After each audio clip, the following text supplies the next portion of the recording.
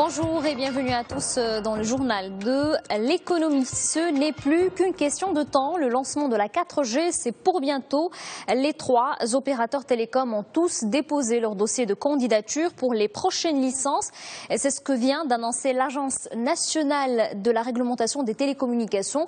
L'ANRT a procédé à l'ouverture de ces dossiers et ce en réponse à l'appel d'offres lancé le 17 novembre dernier. La 4G devrait garantir des débits de navigation élevés. Cette technologie permettra à l'utilisateur d'un téléphone mobile d'accéder à de nombreux services tels que le streaming en haute définition ou encore les appels visio. Elle coûte de plus en plus cher. On parle de la production industrielle. Son coût est en hausse.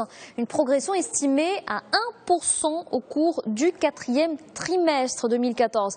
C'est ce qui ressort des derniers chiffres du Haut Commissariat au Plan. Alors cette hausse des prix à la production touche particulièrement les industries manufacturières. Dans la branche des industries alimentaires, l'indice des prix a augmenté de 5,6%. Dans l'industrie textile, il a grimpé de 6,3%. En revanche, l'industrie automobile a vu son prix à la production reculer de 4,9% et celui du raffinage de pétrole suit la même tendance baissière, il recule de 11,5%. Pour ce qui est des industries extractives, c'est aussi la baisse. Le coût de la production est en repli. Contrairement à la production électrique, les indicateurs ont connu une augmentation de 3%. Toujours dans l'actualité nationale, la saison des résultats annuels des entreprises se poursuit. On s'intéresse ce matin au secteur de la distribution des matériels roulants. Autohall affiche une très belle performance. 2014 a été une année rentable pour la société. Elle a vu ses bénéfices augmenter. Le résultat net a dépassé les 194 millions de dirhams.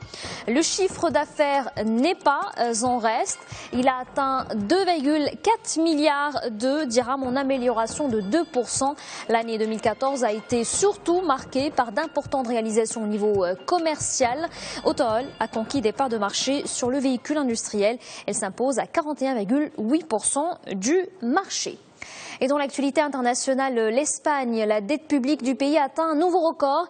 Elle représente désormais 97,7% du PIB, ce qui est conforme aux prévisions du gouvernement Rajoy. Ce dernier s'attend à ce qu'elle dépasse la barre symbolique des 100% en 2015.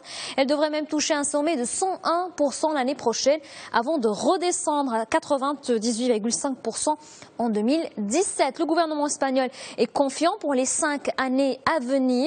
Il table sur des taux de croissance de 3%.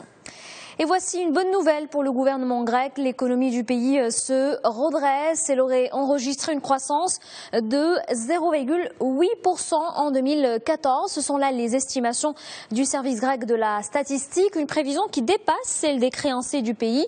L'Union européenne et le FMI tablaient sur une hausse du PIB de 0,6% seulement, alors que l'estimation officielle du ministère des Finances grec était de 0,7%.